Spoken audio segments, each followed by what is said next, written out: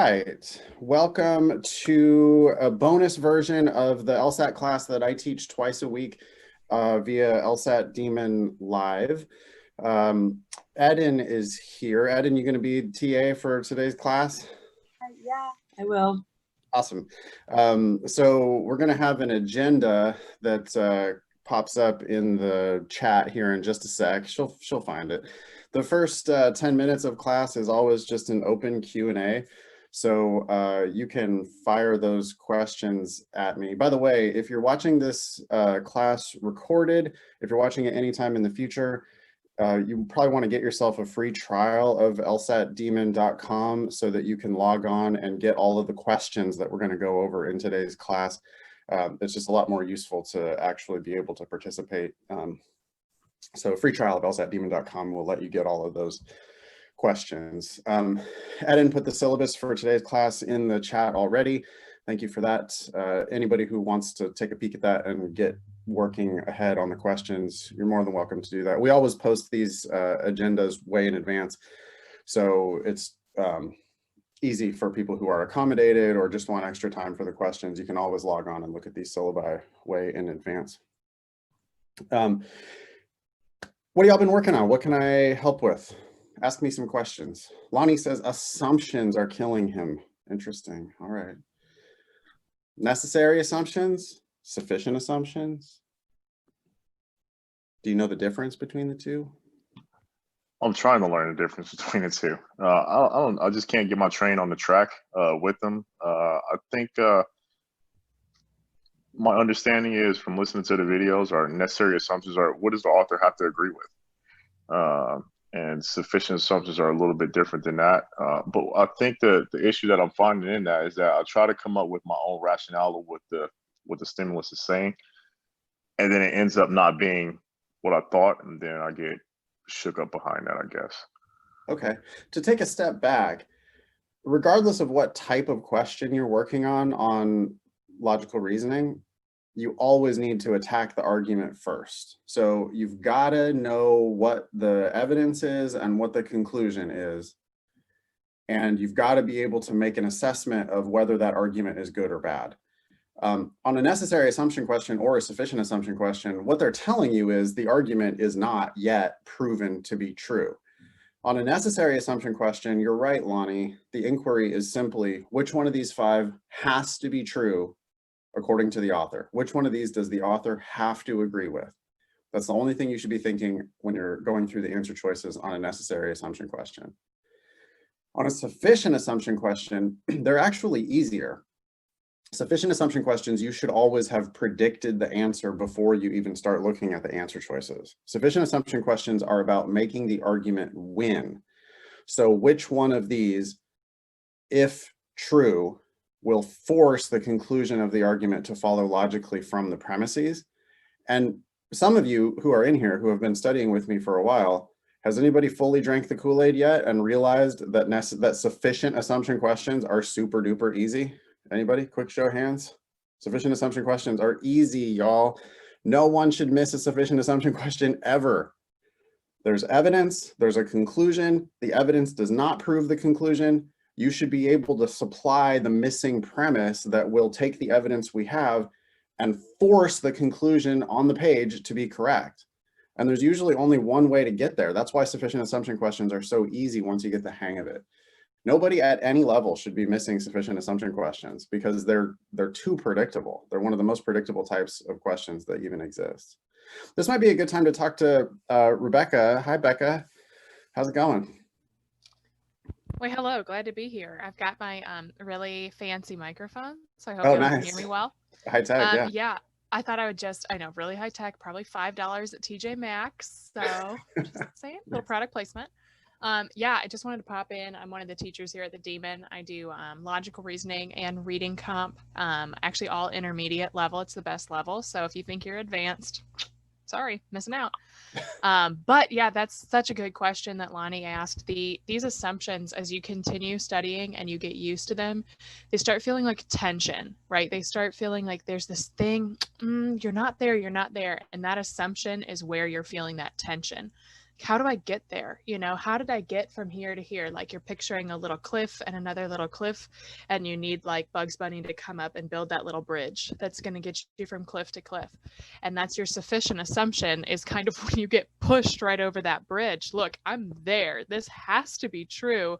Like, if oh yeah, I really want a dog, and so I'm gonna adopt that dog. Well, wait. Like, how do you know that I'm gonna adopt that dog just because I want a dog? You feel that tension? That's the assumption. And once you have a sufficient assumption to put in there, then that's going to be like, this is the only dog in the world, and I'm going to adopt a dog right now. Now it has to be true. And then, you'll show up to class and I'll like turn my camera and there'll be a dog in the view and it'll be great. So keep continuing to practice with those. For me, just like Nathan said, you get to that point where you start going, oh yeah, I feel this, like, not instinctive so much as just I feel this natural, oh, I'm not going to miss this. I know where you're going. I see what you're doing. So keep working on those for sure. They're so important.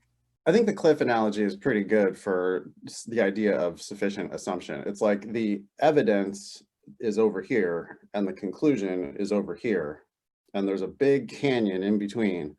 How do we get from the evidence we have to the conclusion we want? And you have to be able to build that bridge, and that's what a sufficient assumption is. Necessary assumption questions are a lot harder because the author might have to agree with many things, but sufficient assumption questions are super easy because there's usually just one way to build the bridge from the evidence to the conclusion. Becca, you teach for us a couple times a week in addition to going to law school. Some of the LSAT Demon Live people who are here already know Becca. What's the next class you're teaching, Becca? Yeah, so actually this afternoon, if you haven't had enough after this class, come back at 5 Eastern, whatever that is Pacific, for my LR intermediate class. And then on Thursday mornings at 10 Eastern, I have another LR intermediate. And then 5 p.m. on Fridays, I have reading comp intermediate. And if you're thinking, I don't want to go to that, I don't like reading comp, then I will see you on Friday. And you definitely need to come. I used to be a middle school teacher. I promise I can make reading comp at least 26% more interesting than you think it is right now. And you're going to learn a lot. We have a lot of fun. I have a lot of fun. So come and entertain me is what I'm telling you to do. Awesome. Thanks, Becca. Thanks so much, everybody. Stopping by. Talk to you soon. Let's see, any other questions before we move on to the scheduled content for today? No? All right. Okay, so the syllabus is already in the chat. If I can get everybody to click on that syllabus, you'll see all the questions that we're going to do today. These are all questions from Prep Test J, so this class is freely, we can actually distribute this class freely on the internet without the Law School Admission Council getting mad at us. If you are not yet a Demon member of any sort, you can register for a free trial and that'll give you access to all of these questions, but the link is there in the chat. We're going to start with a couple of easier logical reasoning questions, and Eden has already put the first one of those in the chat. Your only responsibility, oh wait, sorry, Kristen, you got a hand up? Is that true or is that an accident? Kristen maybe wants to ask a question. Well, we'll see. Just shout it out, Kristen, if you have a question. The deal with my classes is that all I really want you to do is try your hardest and then admit when you make mistakes. So do your best on this first question. When you're ready for an explanation from me, you can give me a thumbs up like this, or you can give me a thumbs up like this using the Zoom features. And when the majority of the class has given me the go-ahead, I'll go ahead and do an explanation. And then your only job is going to be just tell me if you don't understand. If you don't understand, then I'll do my best to try to make it clear for you. All right, thanks everybody for being here. Good luck on this first question.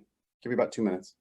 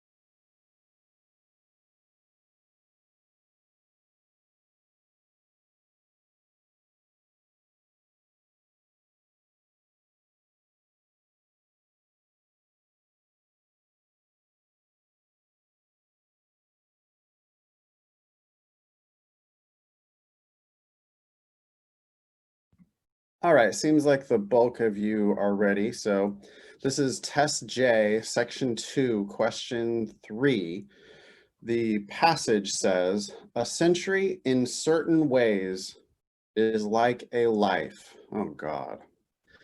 Already my eyes are rolling, oh, you're going to compare a century, which is like an arbitrary measure of time.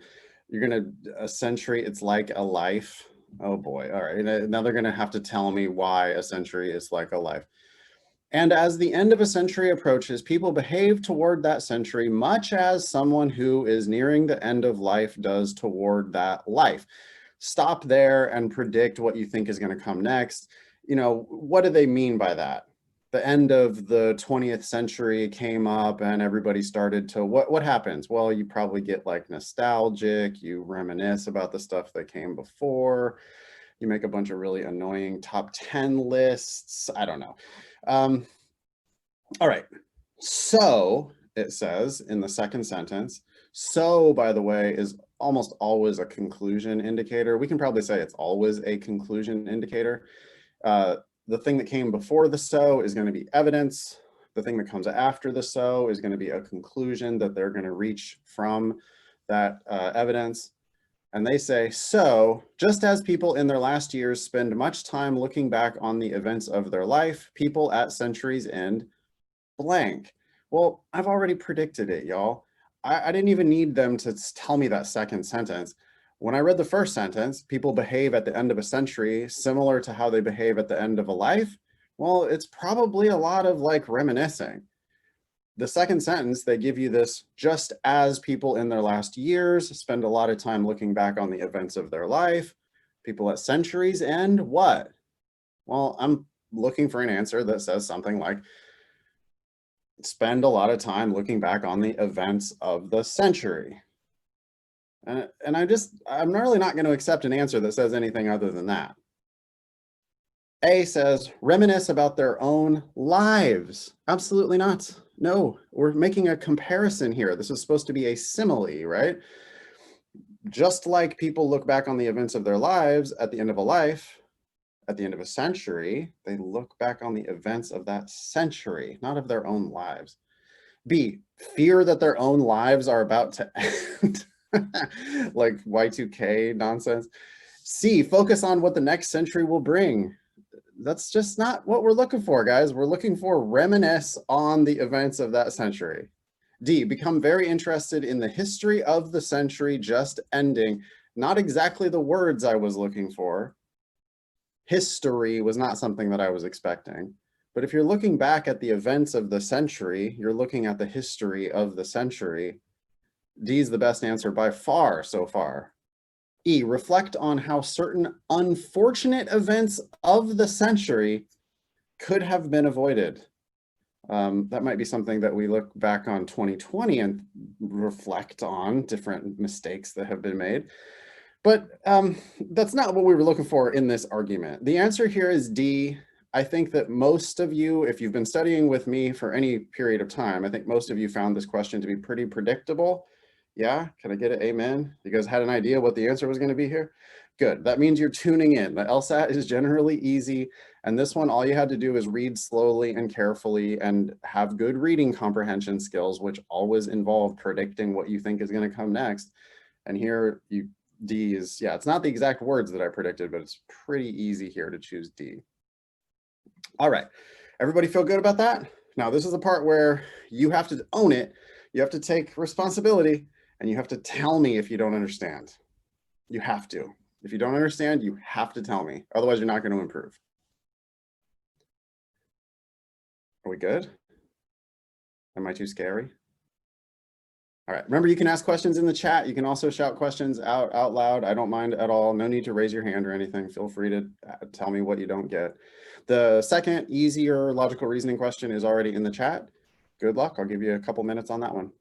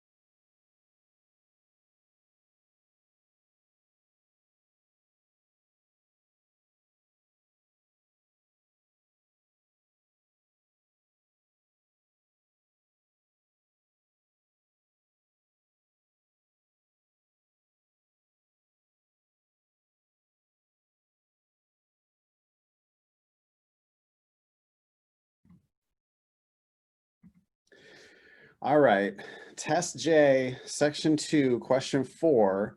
A consumer says the latest Connerly report suggests that Oxenfree prepackaged meals are virtually devoid of nutritional value. That's a pretty solid attack. To say virtually devoid of nutritional value means basically no nutritional value. So the Connerly report is attacking Oxenfree. Now, are they correct? I don't know. Maybe they have evidence, maybe they don't have evidence. All right, second sentence. But the Connerly report is commissioned by Danto Foods, Oxenfree's largest corporate rival. And early drafts of the report are submitted for approval to Danto Foods Public Relations Department. At this point, I can actually predict the flaw that they're about to make. Just because you're biased does not mean you're wrong on the LSAT, y'all. If you ask me what the very best way is to study for the LSAT, I'm going to tell you that it's lsatdemon.com. I am totally biased. I own half of that shit. And I teach all the classes or a lot of the classes, and I love it. And I think we're great. But the fact that I'm biased does not in any way mean that I am wrong. The next sentence, of course, they go ahead and do it. Because of the obvious bias of this report, it is clear that Oxenfree's prepackaged meals really are nutritious. Wow. Not only did they make one flaw here, but they made two flaws. So the first flaw would be, because you're biased, therefore you're wrong, or because you're biased, therefore we shouldn't evaluate your evidence or something like that, which they do here. You know, they're clearly trying to dismiss this report because of the bias. But they go one step further here. They make the flaw of going a step too far. They think that if they have discredited this report, they have therefore proven the opposite of the conclusion of the report. Look what they're doing here. They're saying, oh, well, you know, you're obviously, your report is biased. And so not only are we going to dismiss your report, we're actually going to take your report as proof of the opposite of what your report was claiming. That's bizarre. If that were valid logic, we could always just make a bad argument against the point we're trying to prove. And then we'd say, oh, well, because this was a really bad argument against my case, therefore I win. That's not logically correct. The reasoning in the consumer's argument is most vulnerable to criticism on the grounds that the argument what? Again, I have two predictions here. One is, just because you're biased doesn't mean you're wrong. Two, even if this report is total bullshit, that doesn't prove the opposite of what the report was trying to prove. A, did it treat evidence that there is an apparent bias as evidence that the Connerly report's claims are false? Yes, it did. And that's actually what they did there. Some of you advanced students will notice that they actually wrapped both of those flaws into one answer choice here.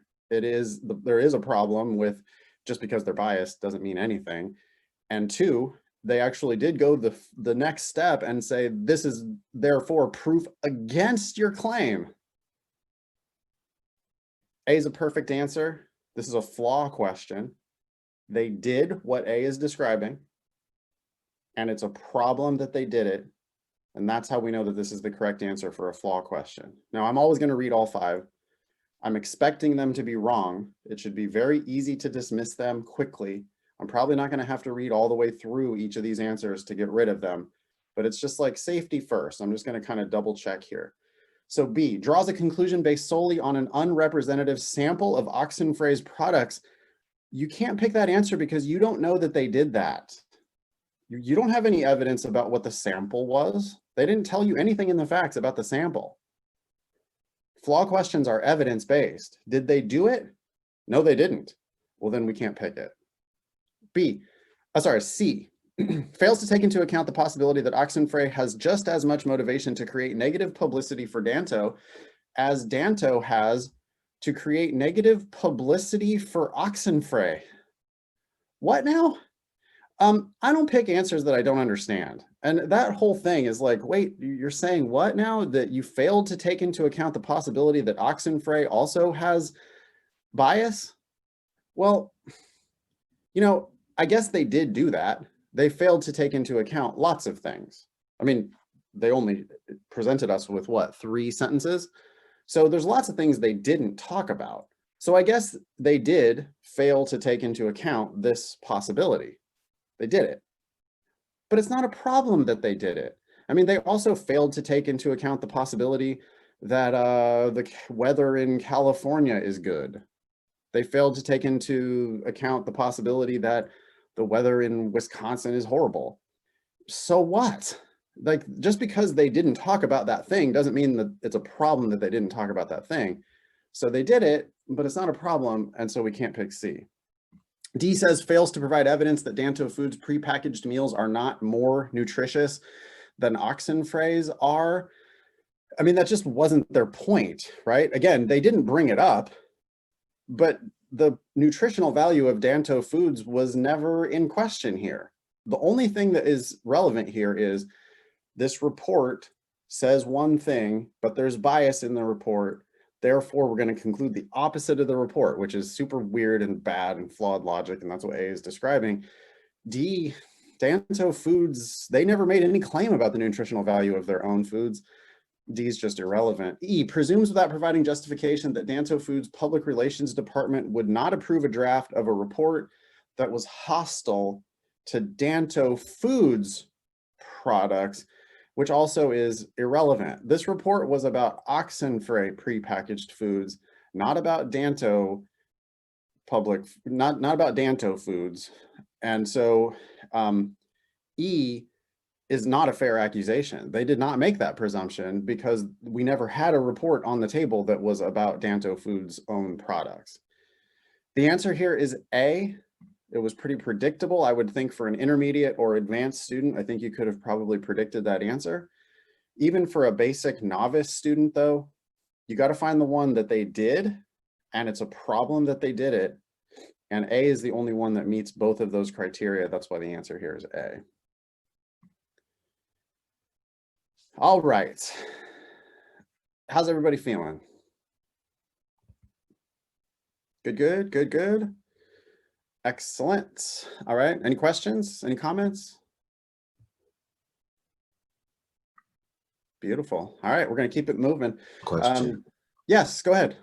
Yeah, so I noticed you said like you basically can't like choose the answer that they like. You can't like say it was a possibility that they could have done something else. That couldn't be the correct answer. It has to be something that they did do and that they like. I'm just trying to like clarify. Like, Yeah, thank you for your question, Jacoby. The question says the reasoning in the consumer's argument is most vulnerable to criticism on the grounds that the argument what?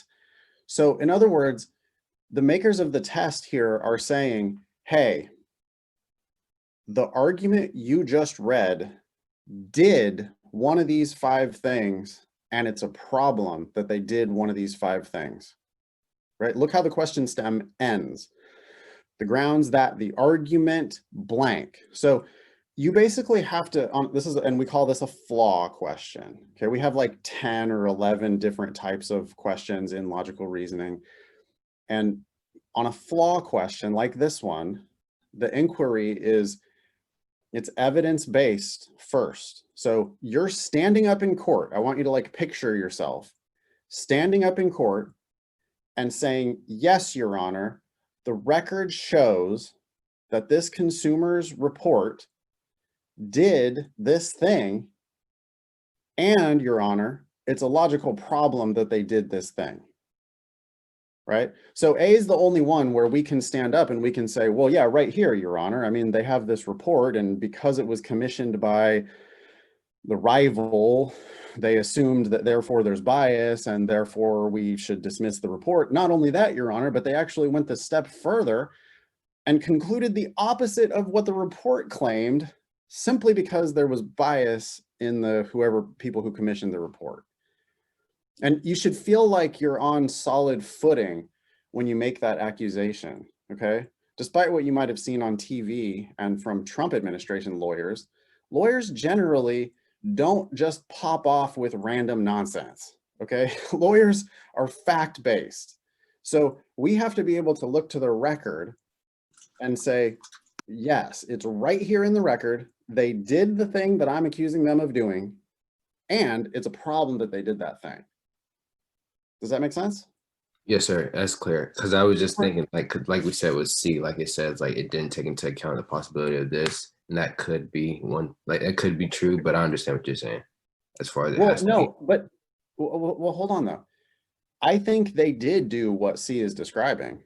Mhm. I mean, I'd be happy standing up in court and saying, well, Your Honor, they failed to take into account the possibility that Oxenfree has just as much motivation to create negative publicity, blah, blah, blah, blah, blah. That is a thing that they did not talk about. So therefore, I am justified in saying they did not talk about this thing. But the problem with C is that even if Oxenfree does also have motivation to lie, so what? What does that have to do with this report? The Connerly report was not commissioned by Oxenfree. The Connerly report was commissioned by Danto. So even though the argument did fail to take into account the possibility that C is describing, it's just not a relevant possibility. Okay. Does that make sense? Yes, sir. Okay, great. Thank you for your question. Welcome. We good? Ready to move on?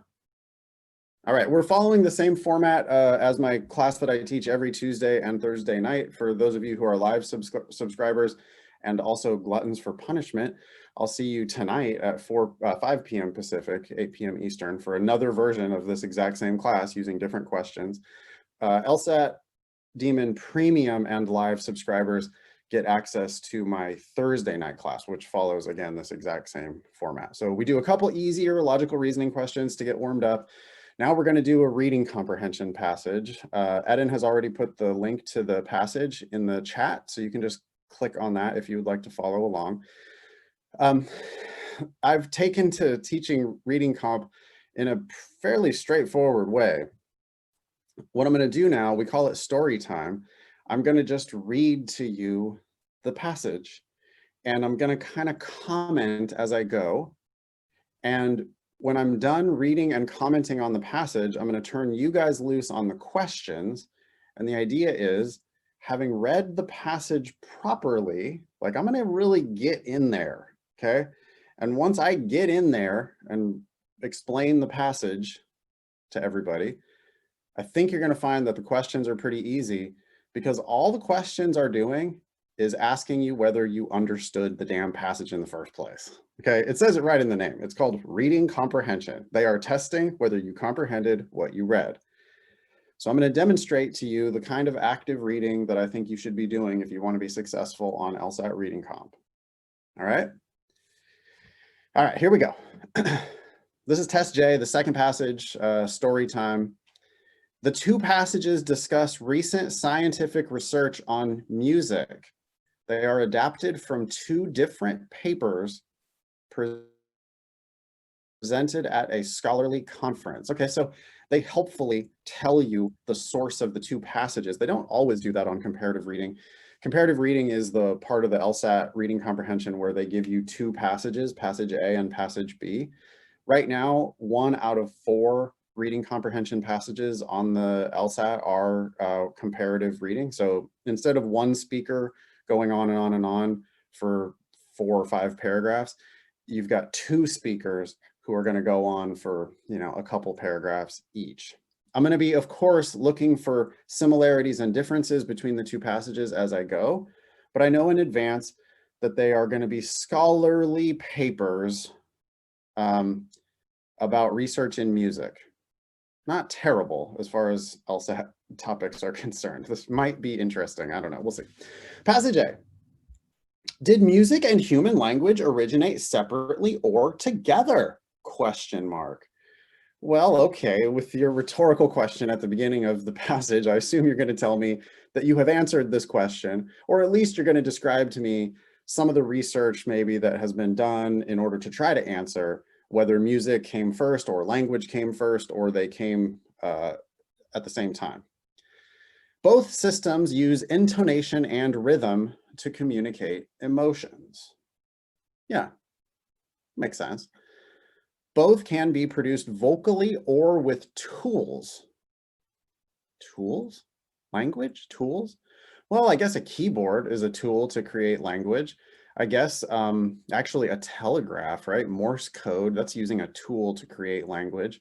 Of course, we know that there are tools used to create music. All right, I understand what they're talking about there. And people can produce both music and language silently to themselves.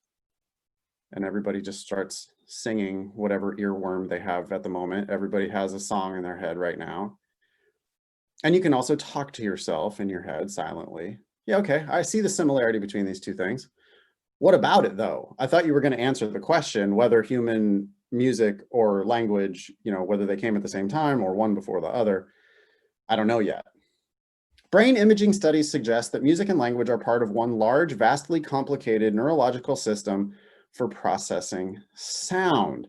So now it kind of seems, doesn't it, like the author of Passage A is suggesting that these two things might have evolved at the same time?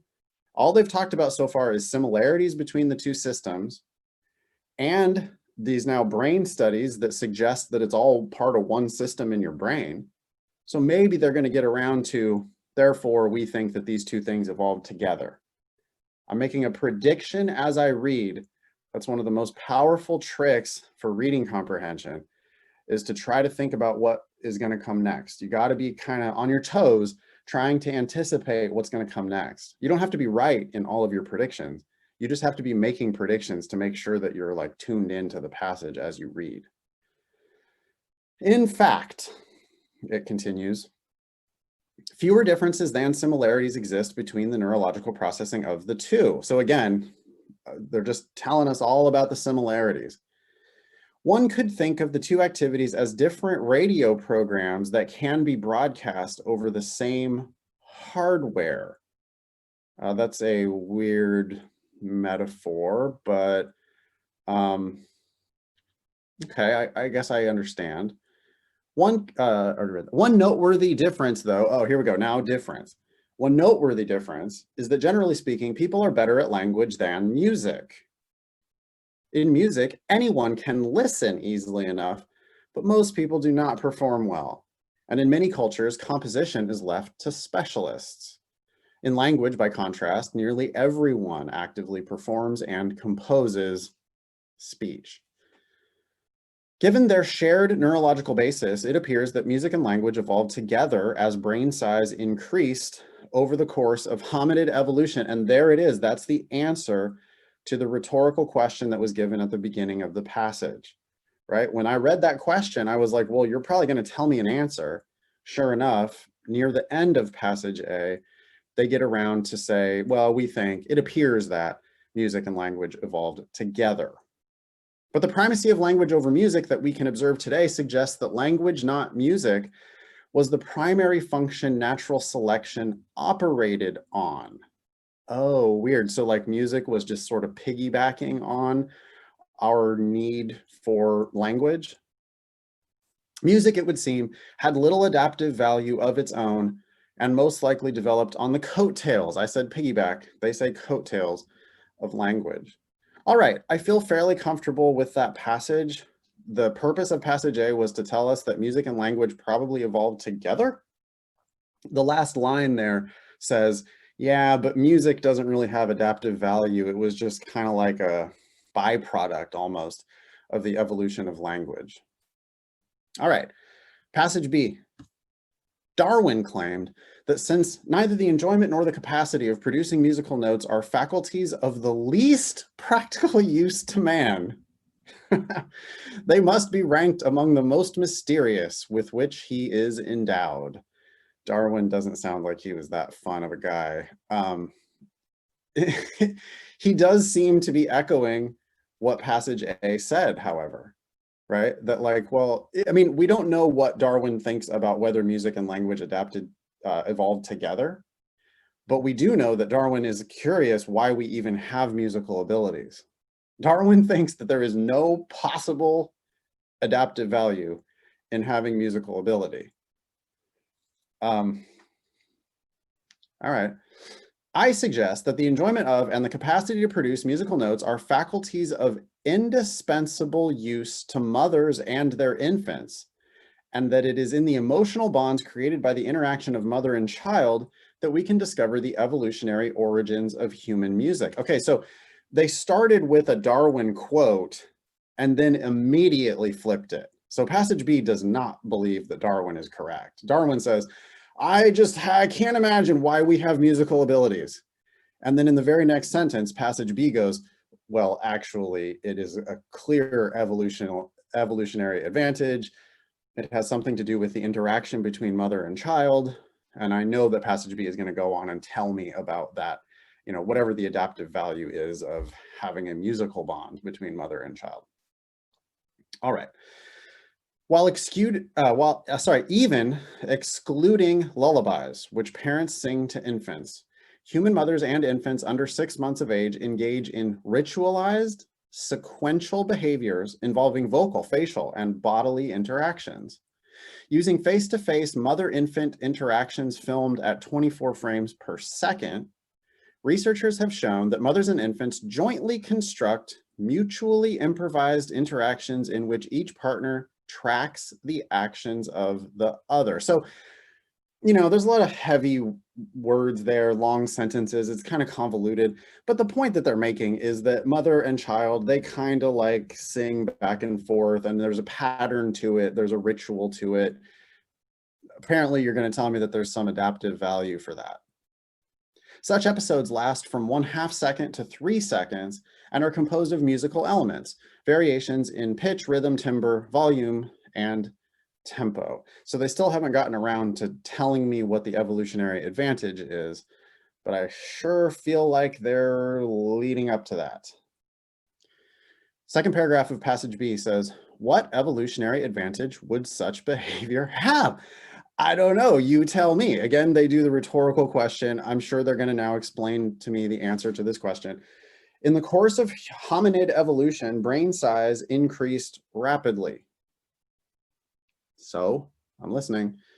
Contemporaneously, at the same time, the increase in bipedality, that means walking on 2 feet, caused the birth canal to narrow.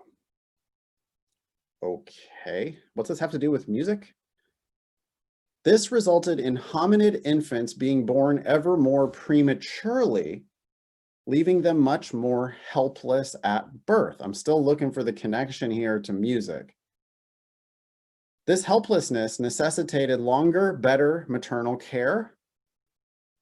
Under such conditions, the emotional bonds created in the pre-musical mother-infant interactions we observe in Homo sapiens today, behavior whose neurological basis essentially constitutes the capacity to make and enjoy music, would have conferred considerable evolutionary advantage. And so they finally get around to it. And basically, forgive me if this is overly cynical, but basically, if mother and child didn't have this little musical bond, the mother might just leave the child on the ground and walk away. And they're super helpless. I mean, so that's what they're saying here is, well, hey, because we started giving birth to our kids when they were so helpless, we needed a bond between mother and child. And this little, they call it pre-musical. What they're saying, though, is that the mother and child have this little bond created by music. And that, according to passage B, is what would have conferred an evolutionary advantage to music. Passage A said that they think that music and language evolved together, but that there was not really an evolutionary advantage to music. It was just kind of a byproduct. Passage B didn't take any position on whether music came first or language came first or they evolved together. But passage B did say that there is an evolutionary advantage to music, which is the exact opposite of what passage A said. All right, that's what I got. I didn't memorize the passage. You know, it's not like I could recreate both passages completely, but I have a pretty good idea what the main point is of each of the two passages. And I did notice that they have a difference. Passage A seemingly thinks that there's not really an evolutionary advantage to music, or at least it was secondary to the development of language, which obviously provides an evolutionary advantage. Passage B said, no, music by itself, because of the mother-child interaction, would have provided an evolutionary advantage. That's what I got. All right, I'm gonna turn you guys loose. I'll give you 5 minutes or so to answer the questions. This is numbers 9 through 14. All you got to do is just dump the questions into the chat. Whichever ones give you a hard time, just put the numbers of those questions in the chat, and then I'll explain a couple of them before we move on to our next thing. Thanks, everybody.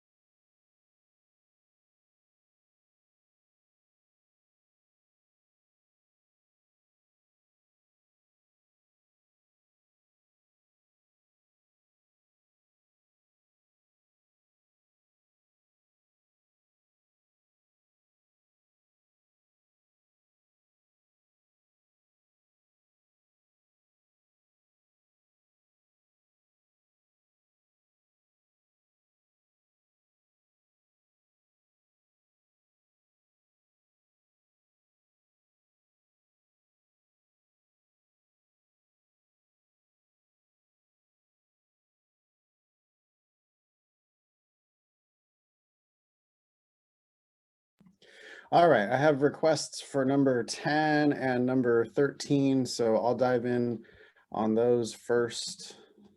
Test J, the second passage, question number 10.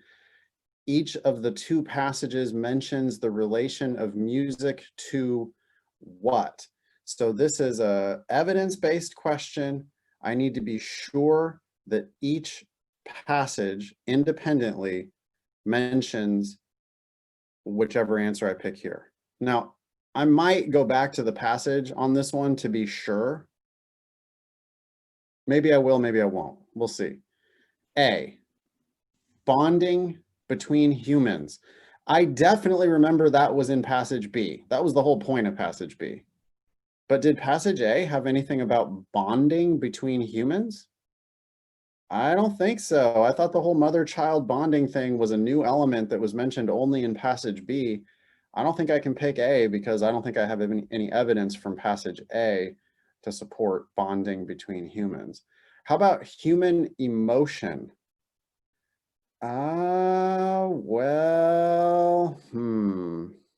Very beginning of passage A, both systems use intonation and rhythm to communicate emotions. Wasn't passage B talking about an emotional bond between mother and child? I sure think so. If I had to scan passage B looking for the word emotion, I definitely could. I mean, the beginning of passage B talks about enjoyment of music, which is awful close to emotion. Beginning of passage B, emotional bonds created by the interaction of mother and child. I can stand up in court. Your Honor, passage A mentions emotion right in the very beginning. Passage B also mentions emotion right in the very beginning. And if I had to, I could give a line reference for human emotion in each of the two passages. That's why the answer here is going to be B. Neurological research.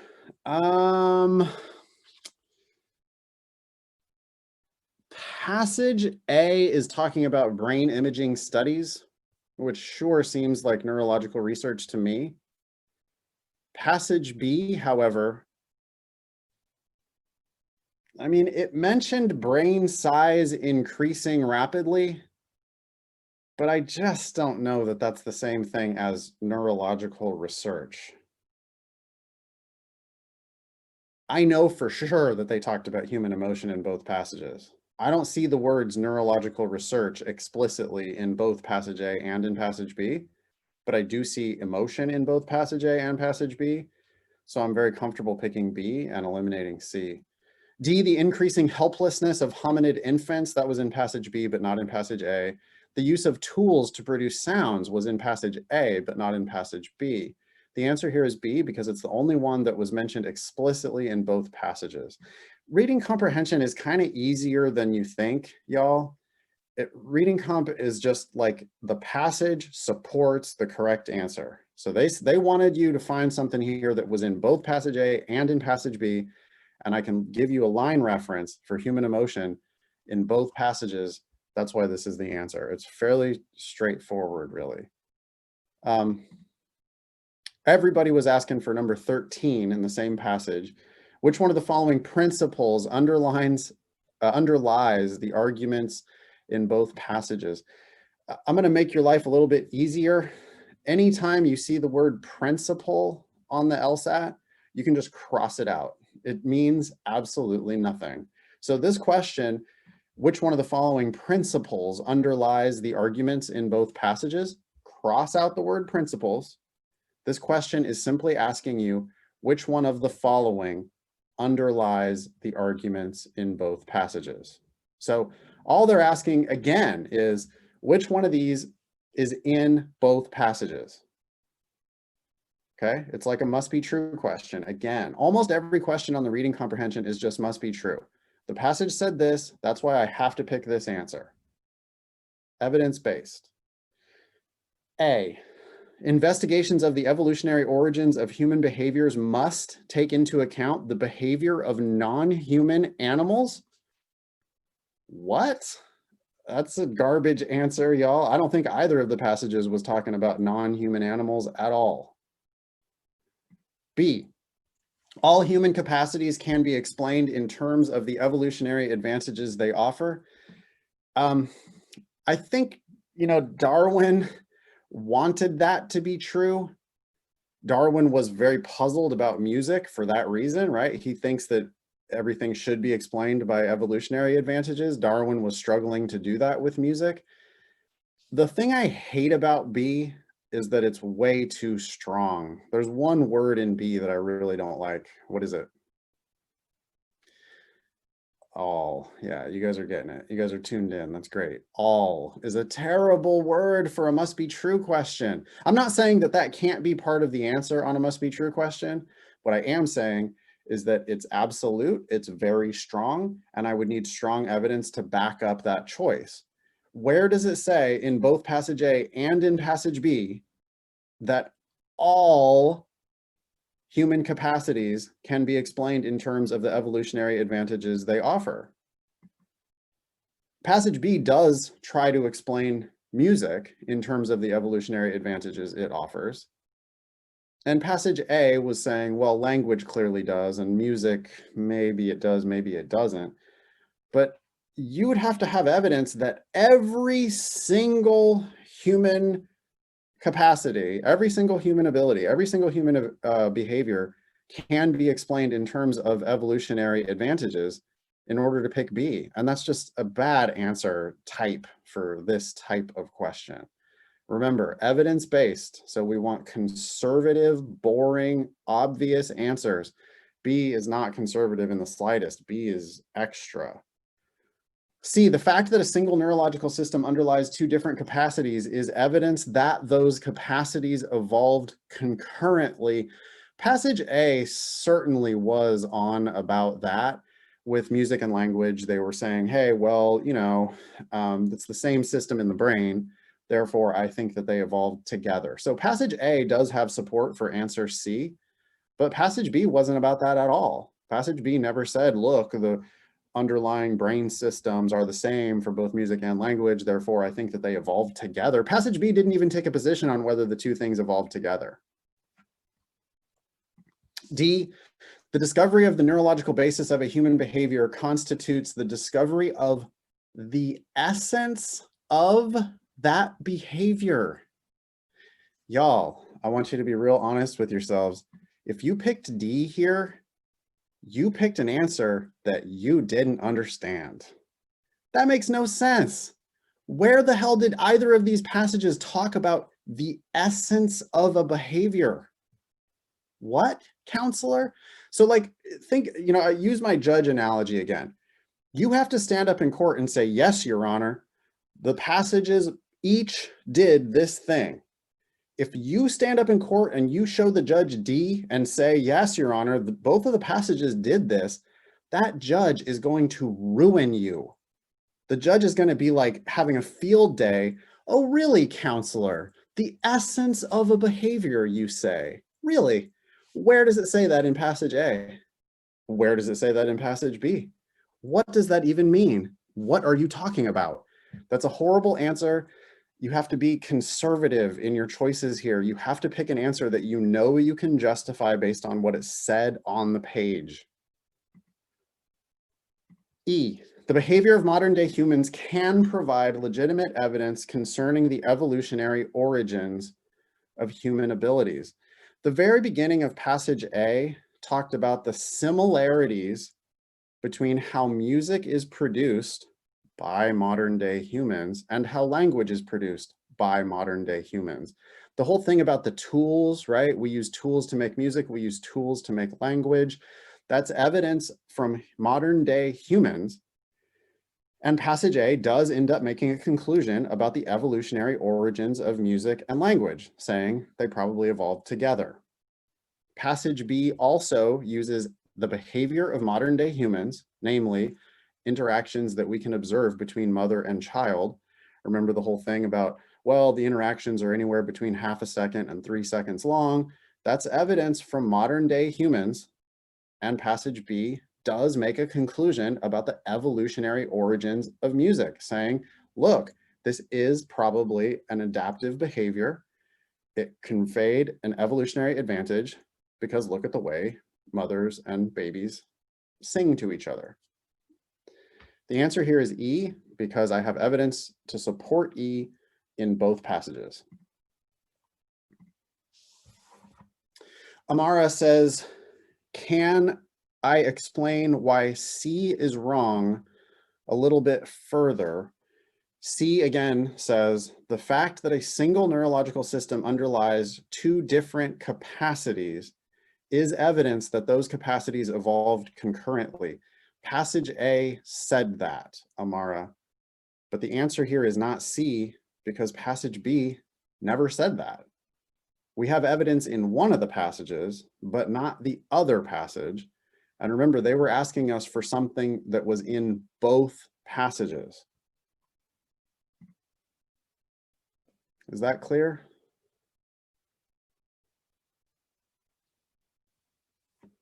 Alex, yes, you are able to use Control F on the LSAT Flex, and yes, I believe that that is bad practice. I would never teach anybody to use Control F. I just want you to read the passages better in the first place. If you read the passages better in the first place, you're not going to need to do a Control F. By the way, synonyms exist, right? So if you were trying to do a Control F for the behavior of modern day humans, you wouldn't even find that. It probably doesn't say the behavior of modern day humans in either passage A or passage B. Nonetheless, it does use evidence about modern humans in each of the two passages. So I think that's a pretty clear example of how you're going to just screw yourself by using Control F anyway.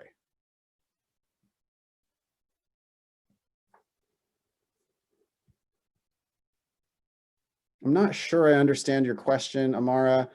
Let me pitch an LSAT Demon feature to you guys, okay? When you hit submit on question number 14, you're going to see an orange ask button pop up in the upper right-hand corner of the current Demon.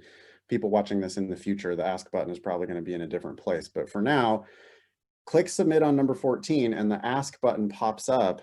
You can click that ask button and our team of writers will get back to you within 24 hours with a full written explanation for every single one of these questions. There are already thousands of videos and written explanations in the Demon.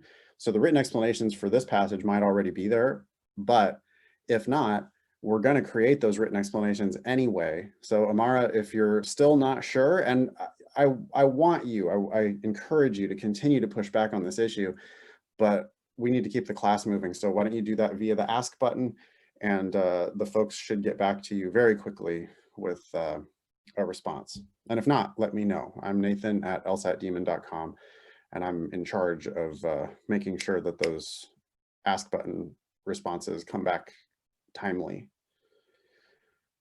Okay.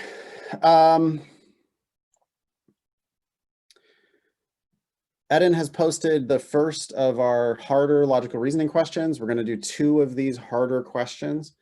Go ahead and do your best on that question and just let me know when you're ready for an explanation.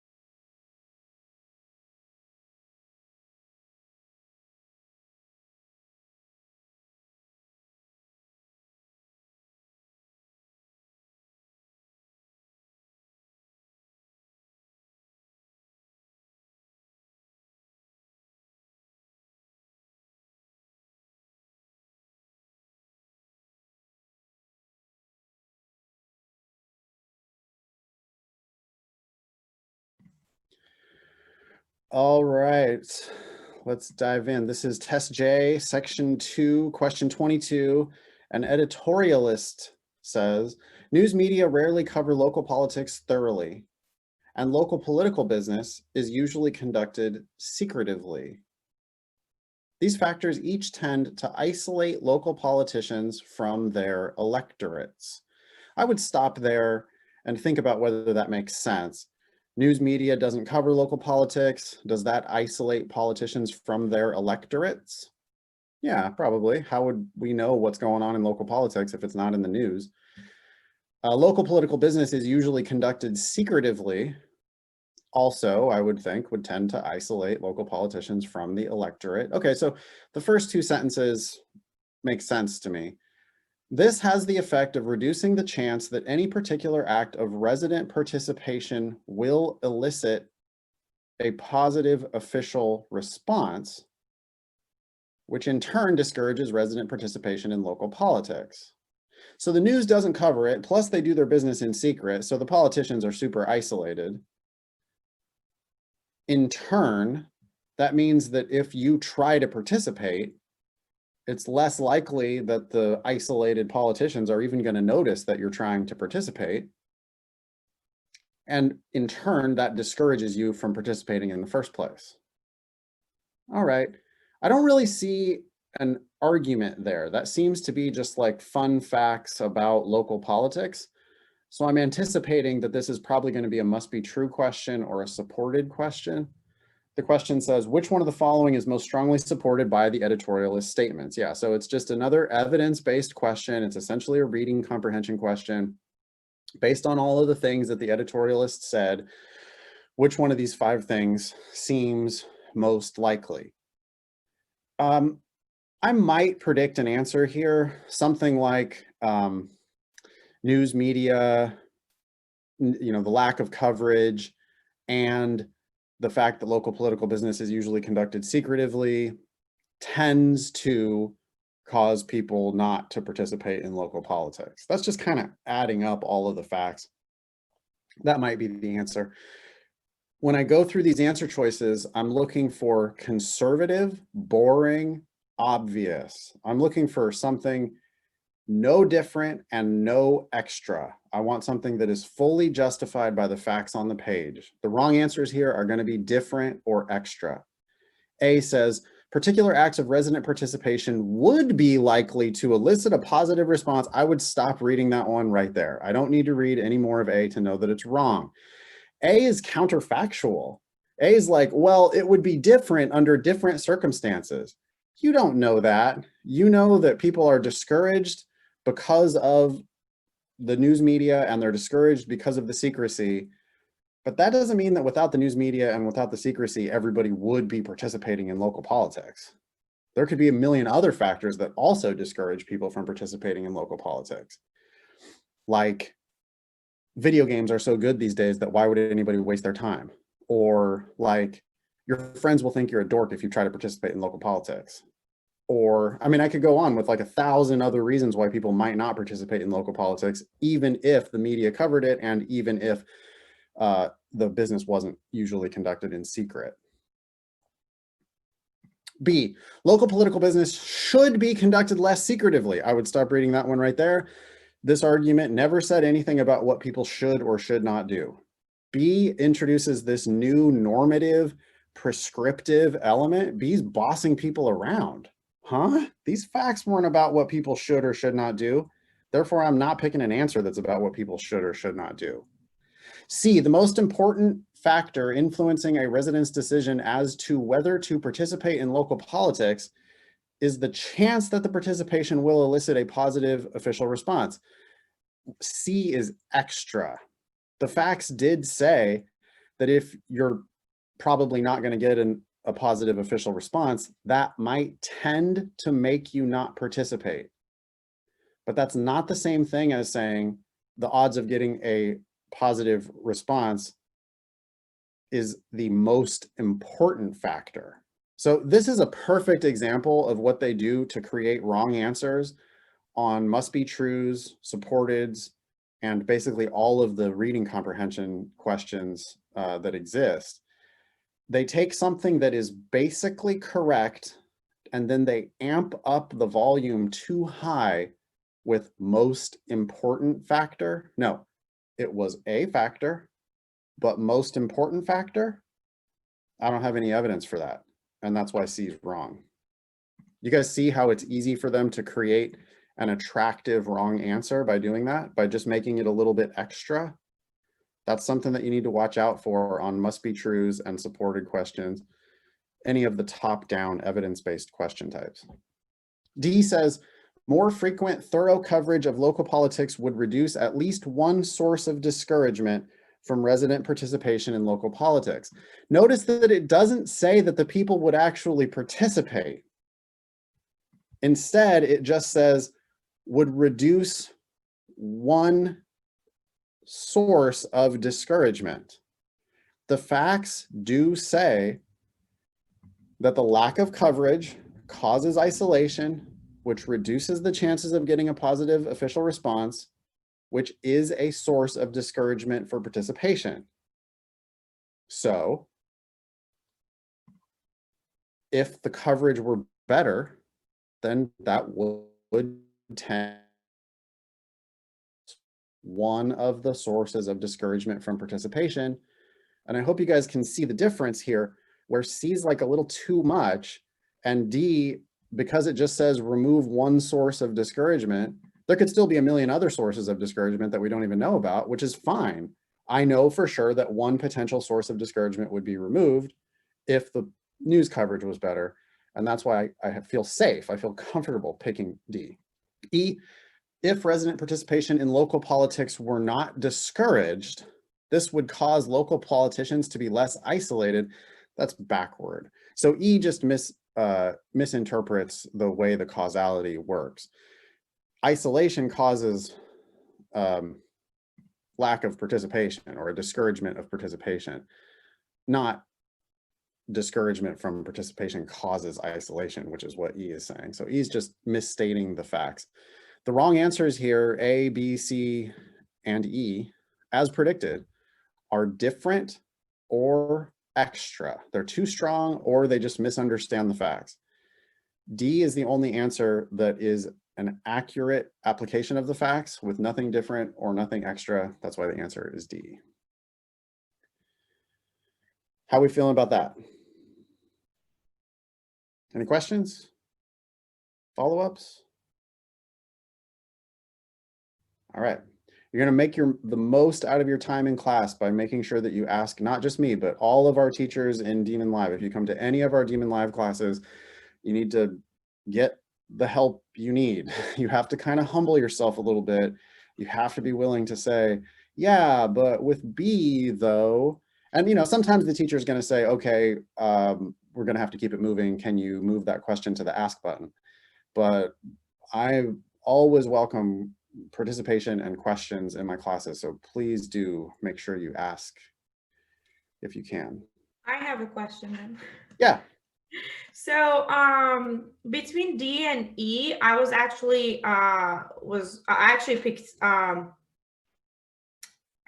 picked C. So I was debating between C and D, but D wasn't really, for me, it didn't really strongly support it. However, C is strongly supported, but as you said, it's too extra. So this is my my problem. Like as you said, we shouldn't really pick answer choice that is too extra or is too strong. They use like very strong language. Yeah, because you're misunderstanding the question. Okay, when it said strongly supported, what they meant was we have strong support in the passage for the answer we're going to pick. Not that the answer itself is strong in any way. That's not what we're looking for. In fact, that's the exact opposite of what we're looking for. I would prefer a weaker answer. It's easier to prove something weak than it is to prove something strong. So when they say which one of the following is most strongly supported by the editorialist statements, I'm looking for something that I know that this thing has to be true based on the facts that were in the statement. Right. Yeah, that's my problem. Like, I know that I shouldn't go with the strong language when I'm choosing the answer choice. But in this case, if you remove most important factor, the rest of them is kind of like supported. Right, but my passage, that's exactly my point. probably- That's exactly my point, Giselle. You should be reading the answers expecting them to be wrong. Novices always go through the answer choices hoping to make a case for the answer. Like they want the answer to like explain itself. And so, yeah, there's a lot of good stuff in C. I don't care. The one rotten apple, which Mhm. happened at the very beginning of C, the most important factor. Honestly, if I was doing this test in real time, not teaching, I don't think I would have read any further in C than the most important factor. Where does it say in the fact pattern that this was the most important factor? This was one factor, but where does it say that this was the most important factor? Yeah, If that it was doesn't my- say that, I can't pick it. True. Feel that? Yeah, Good. in a hard way. Thank you. Well, but you'll get there, okay? Because they're going to do this over and over and over and over. I mean, every time you miss a must be true question or a supported question or a reasoning question or a necessary assumption question or really any of the other top-down question types, whenever you miss any of those questions, including any of the questions that you miss on reading comprehension, you need to always look carefully at the answer you picked and ask yourself, hey, is this different or extra? There's going to be something in there that made it different or extra and therefore 100% wrong. Even if there's stuff in there you like, it's ruined by that language that makes it more than or anything different from the facts that were on the page. Exactly. Yeah, thank you. Cool. Thank you for your question. All right, here's our second harder LR. Have fun.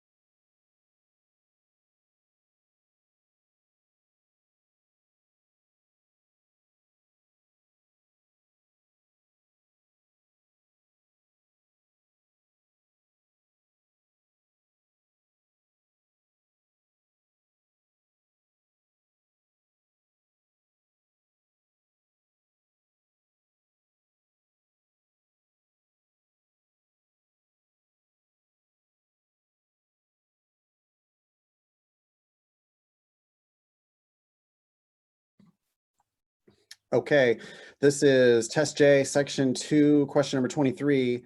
A philosopher says, an action is morally right if it would be reasonably expected to increase the aggregate well-being of the people affected by it. I would stop there and make sure I understand what's going on with that premise before I move on to the next premise. This premise can be used to prove that something is morally right.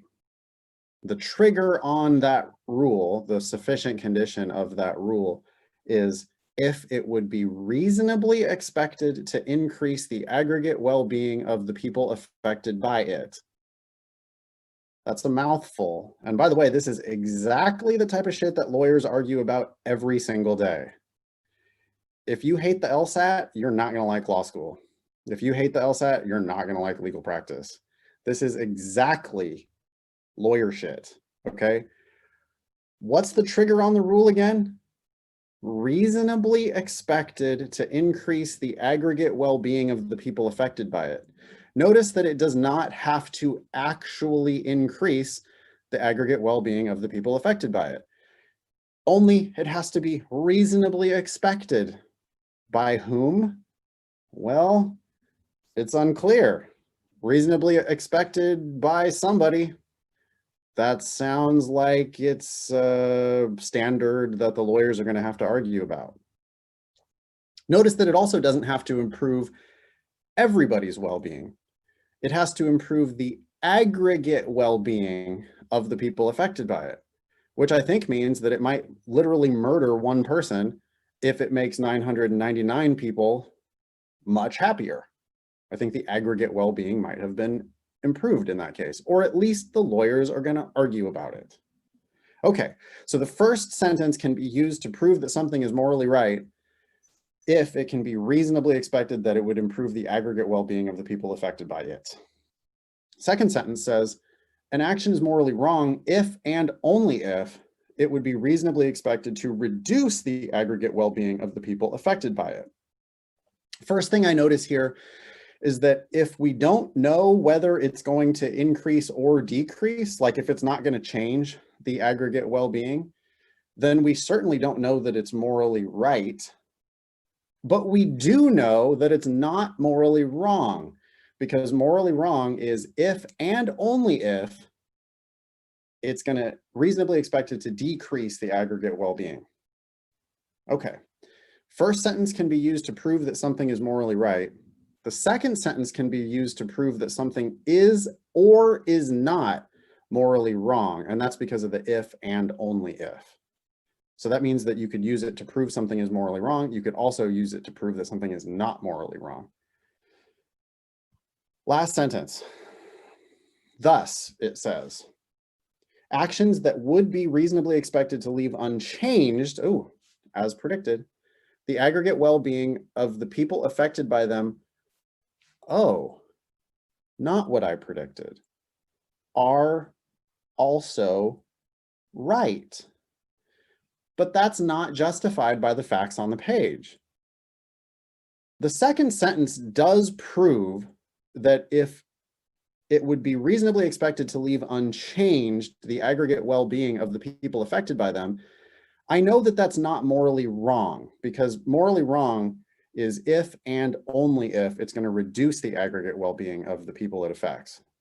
So if it's unchanged, if it's reasonably expected not to change anything, then that action is not morally wrong.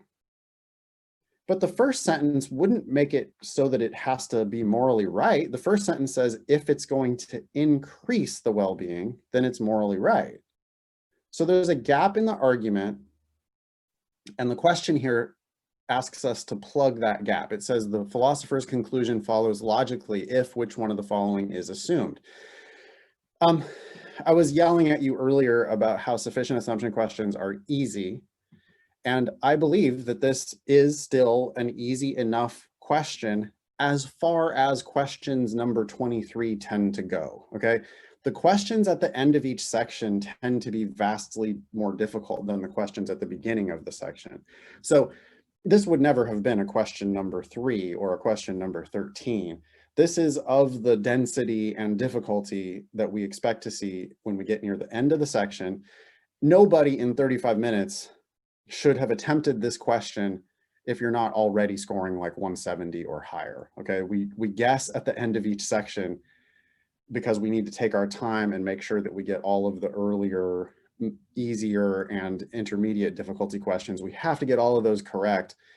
You didn't have any business doing this question on a 35-minute section unless you already have like 21 or 22 points in the bank. That said, I am going to predict the answer, I think, to this question. The conclusion of the argument says, if it's unchanged, if it's expected to not change the aggregate well-being of the people affected by it, then it's morally right. But the only thing I know about this is that it's not morally wrong. Well, the evidence supports the idea that an action that would be reasonably expected to leave unchanged the aggregate well-being of the people affected by them are not morally wrong. That's the evidence that I have. I know I can prove that. I'm on solid footing on this side of a chasm. The conclusion is over here saying, oh, so therefore it's morally right. But there's a big canyon in between those two things. I know that this set of actions is not morally wrong, but the conclusion of the argument is, therefore it's morally right. I'm going to build a very simple bridge here. If it's not morally wrong, then it is morally right. Because I know that I'm on firm footing over here, that this set of actions is not morally wrong. The conclusion that I want is, therefore, it's morally right. I'm looking for an answer that says anything that's not morally wrong is morally right. If that were true, that would prove the conclusion of the argument based on the evidence that we've already been given. Scan the answer choices here. That's exactly what C says, and the answer is C. This is an easy question once you reach the expert level. It's going to be bewildering and maybe even impossible for novices. Don't worry about this one if you're just starting out. Even if you're kind of intermediate, probably this is not the question that you need to worry about. But if you're knocking on the door of 165 or 170, I do think that you can understand this question. It's a sufficient assumption question. I had a bunch of evidence. I had a conclusion that wasn't really justified. I had to get from the evidence that I have to the conclusion that I wanted, and I was able to predict the answer here. If it's true that everything that's not morally wrong is morally right, then actions that would be reasonably expected to leave unchanged the aggregate well-being of the people affected by them, since they're not morally wrong, they have to be morally right. And that's why the answer here is C. That's a tough one, y'all, for a bonus class. I think there's probably a lot of new people here. If you are new, don't worry about it. There are lower hanging fruit everywhere on the LSAT. And you need to focus on making sure you get all of the easy ones right, then focus on making sure that you get all the intermediate ones right. And you can save number 23 in each section for when you're already scoring 165 or 170. Is that fair? Oh, people think B was tempting. No action is both right and wrong. Yeah, but see, the thing is, I know that it's wrong.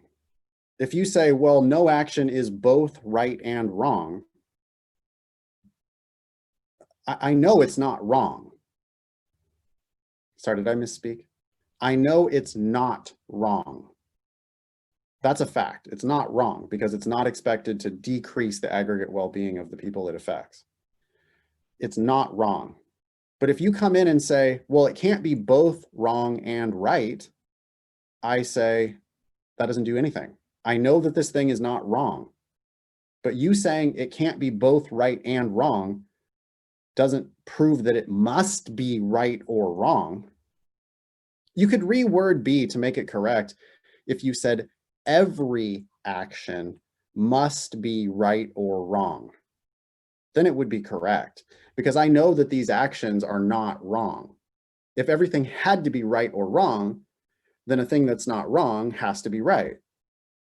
But that's not what B says. B says you can't be both right and wrong at the same time, but you could be neither. And that's why B doesn't get us to the conclusion that this action is right. Does that make sense, Stephanie, Natasha?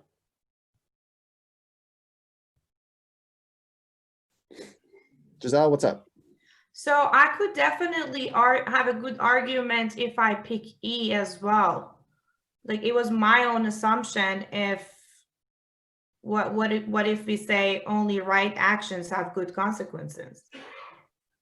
I have no idea. The actions that we're talking about, consequences were never even mentioned. It said we're talking about actions that are reasonably expected to leave unchanged the aggregate well-being of the people affected by them. I have no idea whether this action is going to have any consequences at all. Those consequences, we're not talking about well-being of the people? Well, anyway, the actions that we are discussing in the conclusion of this argument would reasonably be expected to leave unchanged the aggregate well-being of the people affected by them. Okay. That's not good consequences. That sounds like no consequences. Oh yeah, true. I got it. Okay, cool. All right, thank you for your questions. Thank you for all of your follow-ups. Hey, I see that Matt's here. Matt, did you want to say hi, or are you just lurking? I was just lurking, but I will say hi. Hey, Matt's everyone. one of our awesome teachers in Demon Live. Matt do you do only logic games, Matt? I do only logic games. I see some familiar faces, but yeah, I teach a Monday night class for a logic game section, intermediate logic games on Thursdays, and advanced logic games on Fridays. I hope y'all come and play with some logic games with me. Awesome.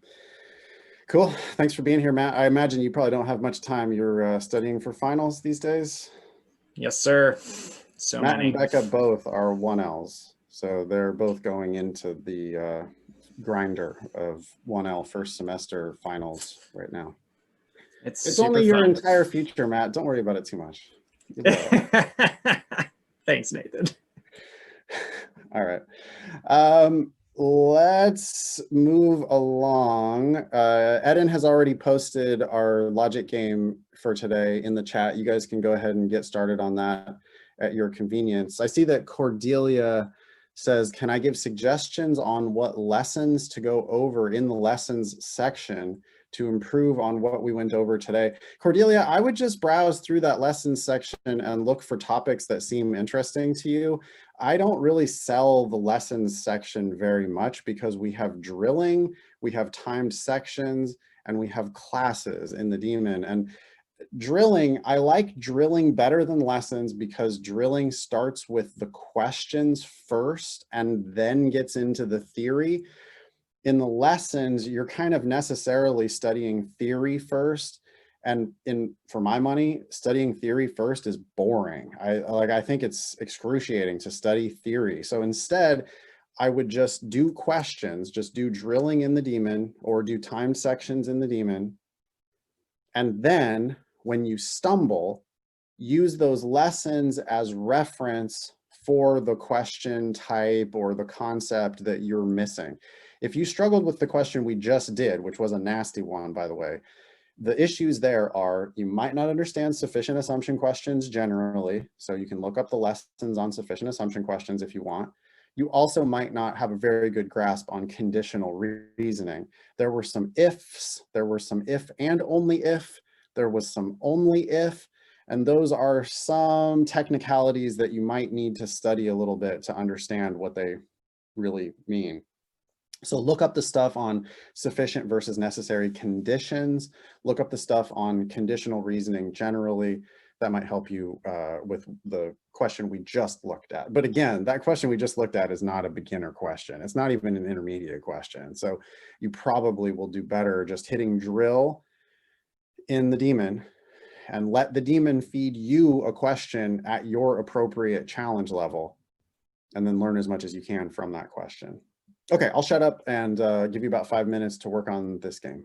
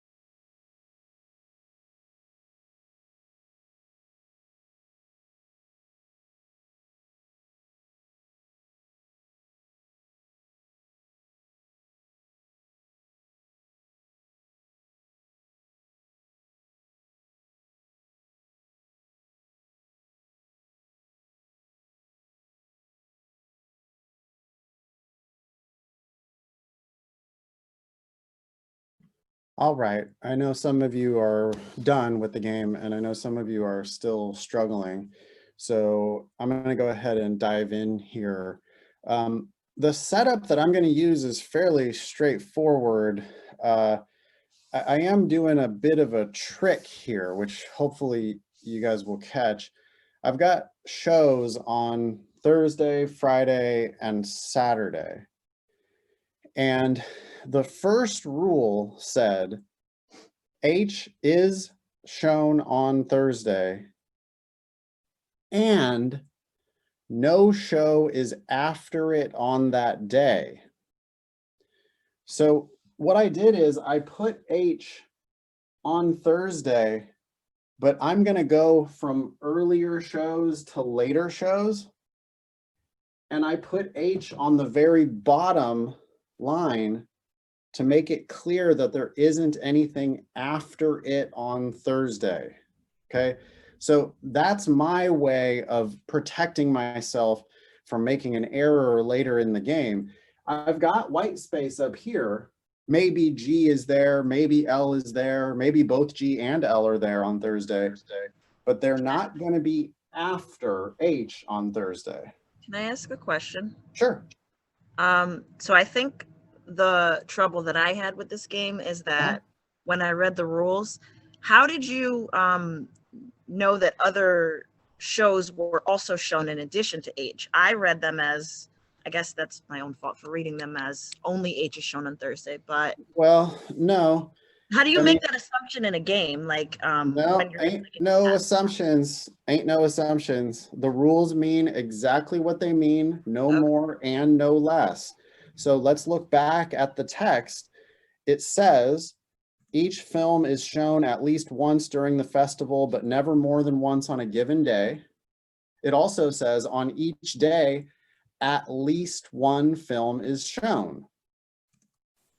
At least one means one or more. We have 3 films available to show. If at least one film has to be shown each day, but no film can be shown more than once each day, then that means we have 1, 2, or 3 films shown every day. That's not assumption, that's inference, that's fact. That's something that has to be true because of what the setup told us. Now, it's true that it's possible that this is the only show on Thursday. They never told us that there has to be another show on Thursday, but there are other films available to be shown. Specifically, it said that no film is shown after Harvest on Thursday. And again, because normally, like if you go to the movie theater, it might have the times from top to bottom, right? Either that or it's going to have the times from left to right sequentially. But if I put the H here on the bottom line for Thursday, I'm defining that as this is the late show. But there's white space up here. Could be G, could be L, could be GL, could be LG, or could be nothing. There's actually 5 different combinations for the films on Thursday. Everybody clear that far? Thank you. Thank you. Friday, the last show has to be G or L. So I've got G or L sitting on that bottom line. And then I've got also a note here that says you can't have both G and L on Friday because that's what the rule said. Either G or L and not both is the last film on Friday. Either G or H, but not both, is the last film on Saturday. Is this okay for a setup? I wanted to ask you guys at this point, would you rather see me do this game using worlds or not using worlds? I can do it either way. Okay, everybody says not. Well, excuse me, quick question. Yeah. Would you say that using worlds is like the most efficient way to do these type of questions, or?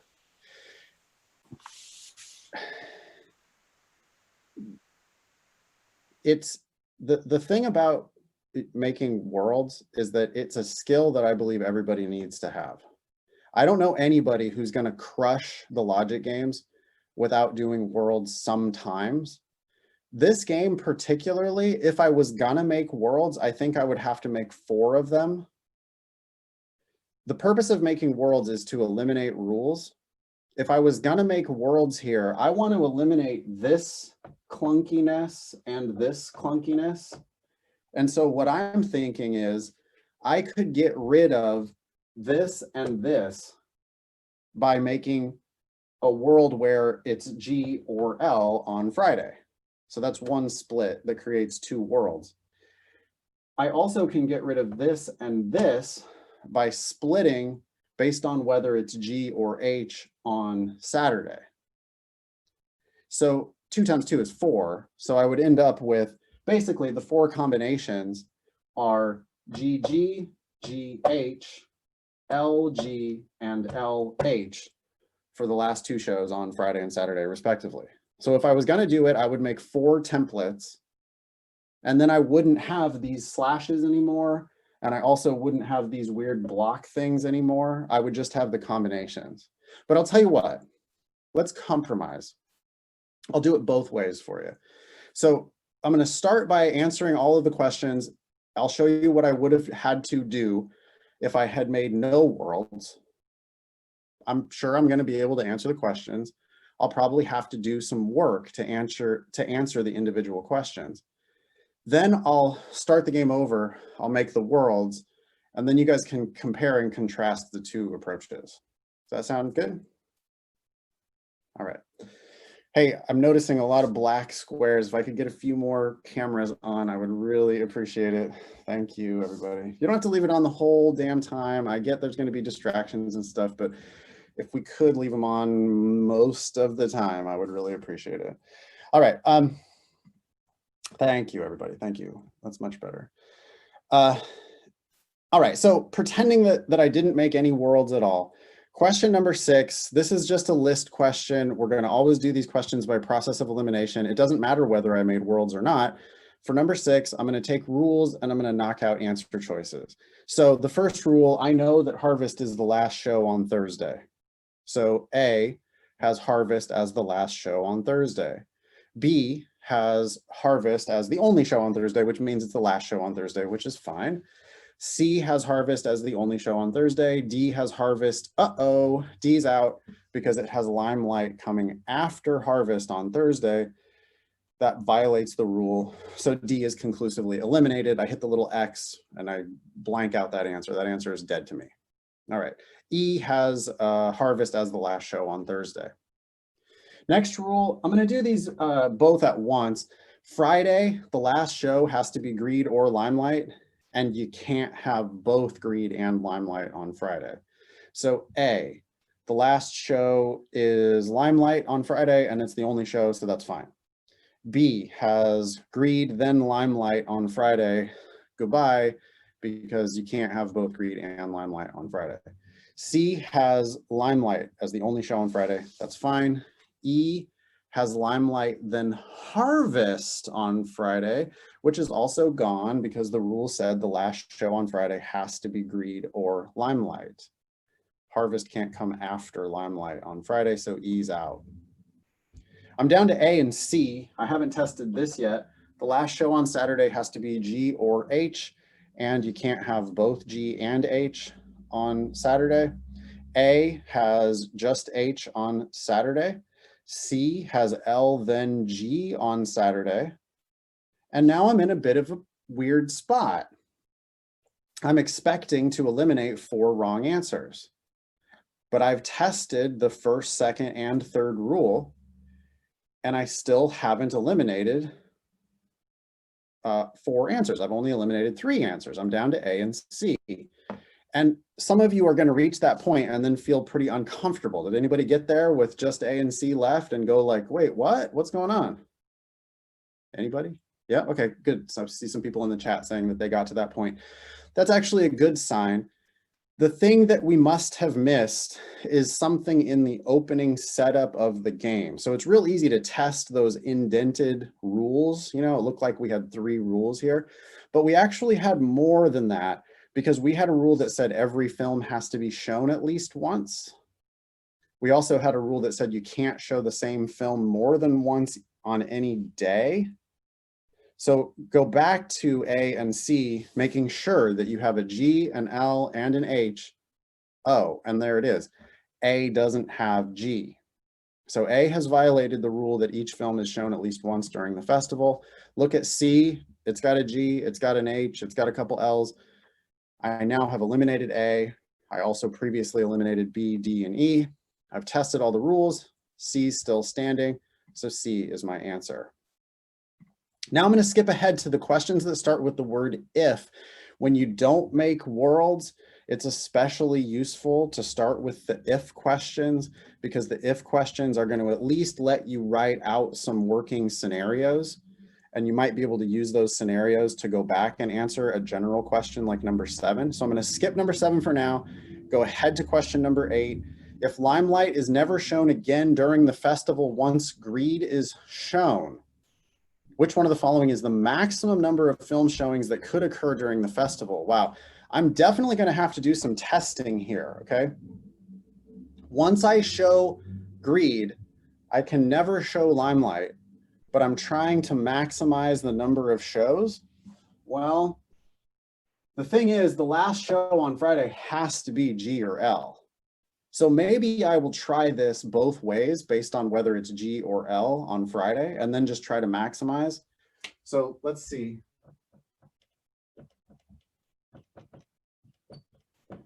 Two identical templates.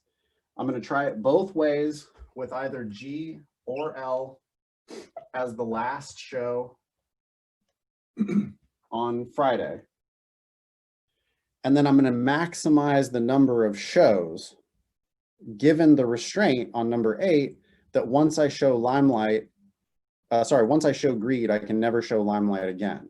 So in this world, once I've shown greed on Friday, I can't show limelight after that. Maximizing Saturday, well, it's going to be just G or H, not L, because I showed G here, so I can't show L here. I also can't show L here. If I make G on Friday, then I can't have L on Friday because of this rule. But I could put L on Thursday. And I also think I might as well, if I'm going for the max, I might as well put G on Thursday. And then can I put anything else? Yeah, I can. I can actually put an H earlier on Friday. So there I was able to get to 6. Can I get to 6 if I do it this way? Well, I can't show limelight once I show greed ever. So if limelight is the last show on Friday, then that means I didn't show greed on Thursday or Friday at all. I have to show it somewhere, which means I guess I have to show it on Saturday. I could put limelight before that on Saturday. I could throw an H in on Friday.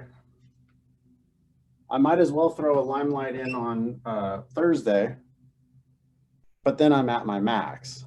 Once I show G, yeah, if I keep showing L every day, then I can't show G until the very last show.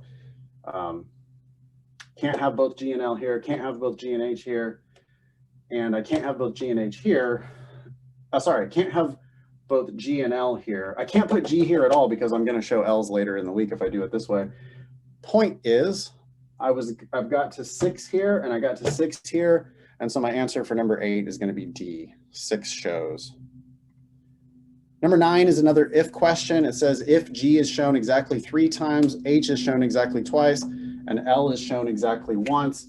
Again, I'm going to take that new restriction and I'm going to adapt my starting setup to the new restriction spelled out by number 9. So I'll start with the 3 G's. If I'm going to have 3 G's, then that means this and this both become G's.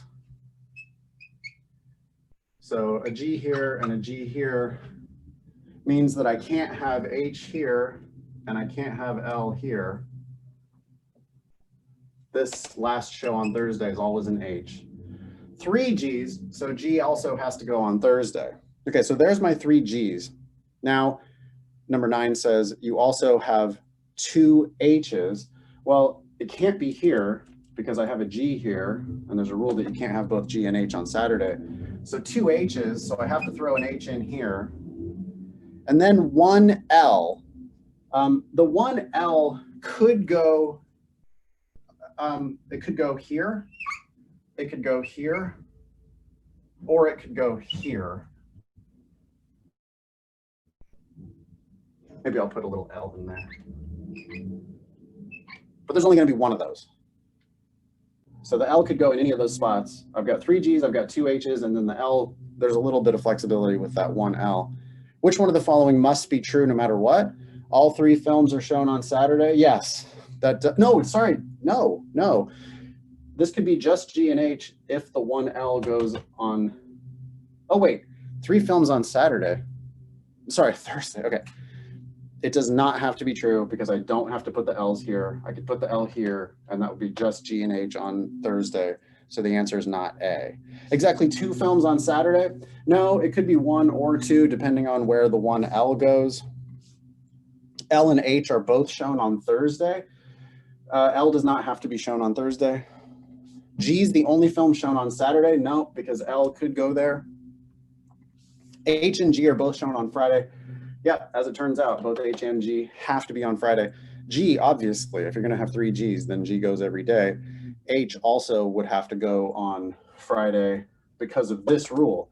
Once G goes on Saturday, then H can't go on Saturday. If you're going to have 2 of them, then one of them has to go on Friday. And the answer for number 9 is E. Number 10 is another if question. If Limelight is shown exactly 3 times, I'm going to try to squeeze it in down here. Okay, so for Limelight to be shown 3 times, that means Limelight is every day. So this spot becomes L, which means I can't have G there. Here, I'm going to have an L with either a G or H. L is going to have to go up here because that's my 3 L. So now I have L every day. 2 H's.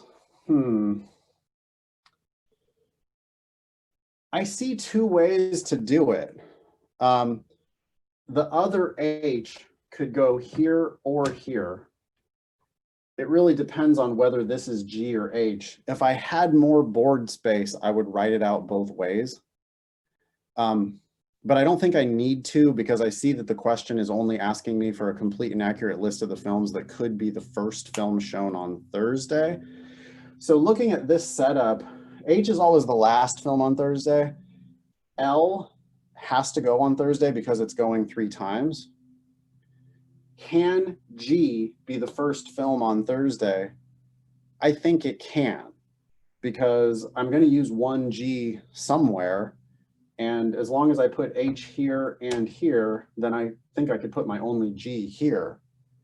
So it looks like my answer is going to be G or L. I'm going to look at the answer choices, and if I see one that says GL, that's my answer. It's D. So we had a whole bunch of if questions. I was able to make a whole bunch of scenarios.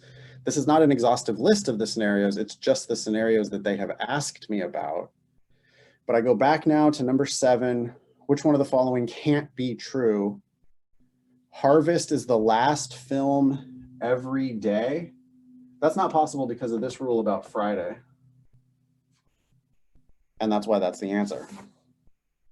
I didn't really get paid off here by doing the if questions first, but it doesn't cost me anything to do the if questions first. So when it helps, it can help a lot. And it doesn't really cost me any time or anything to do those questions out of order. Number 7, as it turns out, all it takes is one rule. The rule that either G or L is the last show on Friday means that Harvest is not the last film shown on every day of the festival. And the answer there is A. Okay, so that's the game without worlds. Now let me just set up the worlds for you. I may or may not answer every question.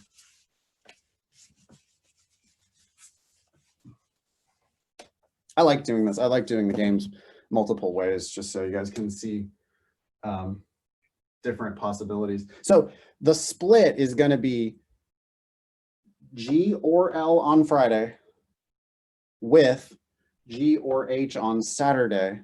And you guys took high school biology. We have to do a little like Mendel's P's type of a matrix here. I think you guys can follow this.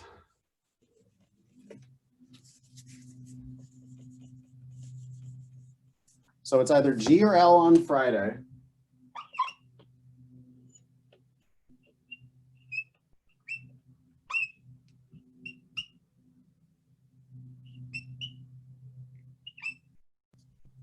And then it's either G or H on Saturday. So G or L on Friday, and then I'm gonna replicate all of this now.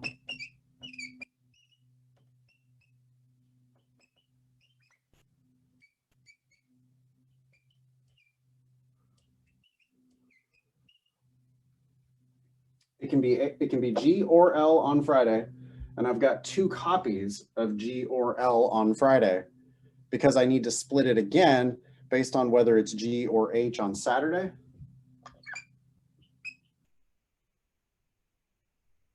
Whoops. Gotta be careful here. These are identical. Now I'm going to make them different. These are identical. Now I'm going to make them different. And then just let me double check. It's either GG, GH, LG, or LH for the last shows on Friday and Saturday, respectively. Okay.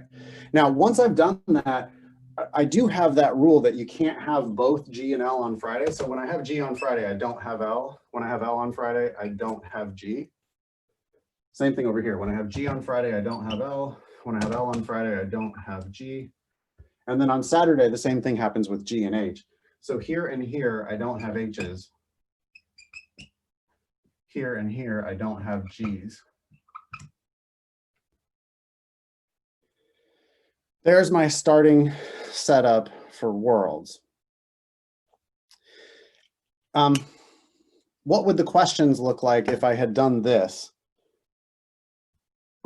You know, for one thing, you do get, it does kind of simplify down, right? Like in this world, Friday, I might have an H, and I might put like this to indicate that maybe I do, maybe I don't have an H. Saturday, I might have an L. Thursday, I might have a G and I might have an L in either order. But it kind of simplifies down if you did draw it out this way. My approach to number 6 wouldn't change at all because that's just a process of elimination question. Number 7, I do think you can pretty easily glance at this and tell that in no world is it possible for H to be the last show on all 3 days of the festival, because H can't be the last on Friday. For the if questions, you know, for number 8, if Limelight is never shown again during the festival once Greed is shown,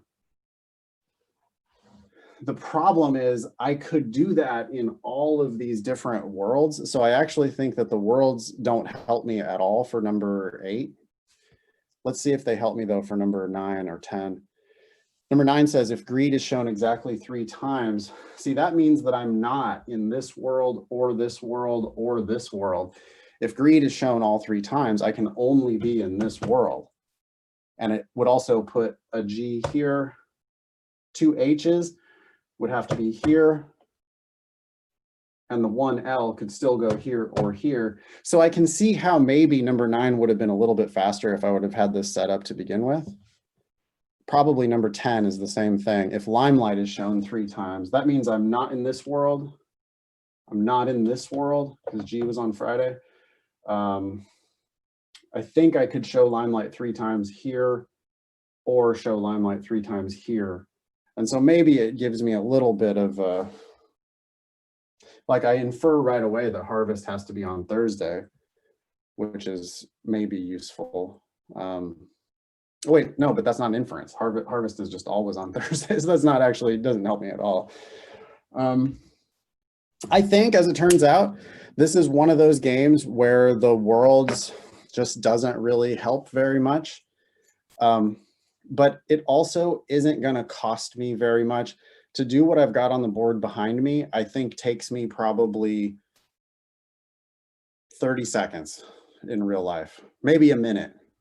And having it on the page, you know, I run out of whiteboard space sometimes when I'm teaching, but when you're doing the game, you're going to have a whole booklet worth of, or actually, yeah, you're going to have whatever scratch paper you want. So it's going to be real easy to, if you draw all this out and it turns out it doesn't help you, okay, maybe you wasted a minute. But on other games, an approach like this is going to save you 7 minutes. And so that's why we really hammer on the idea that if you're not doing worlds sometimes, you're probably not doing the games correctly.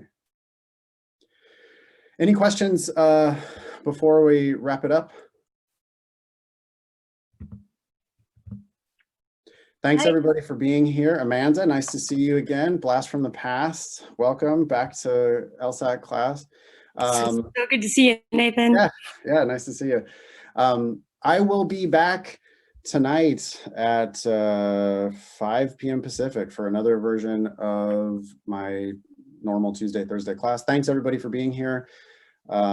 Please share this with your friends. This is a video that we can freely distribute, and they can register for the free trial of the LSAT Daemon and do all the questions along with the class. So please help us to spread the word. Thanks everybody for being here. See y'all soon. I have a